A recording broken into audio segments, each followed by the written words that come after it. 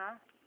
Mayong gabi mga kapamilya, ito di subong sa balay ni John Pulibalig, kung diin makita ang isa ka pinasay nga baka.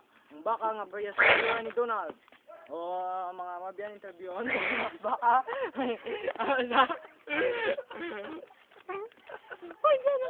Anong ngalan mo? Kinsi! Ano, pila na edad mo? 17! Ano, ging himuslan ka ko no?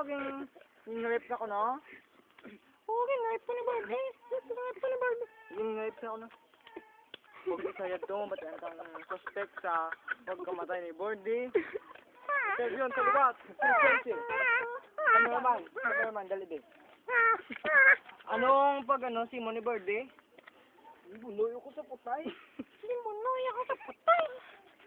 Sakit sa akin. Matulong na bagay.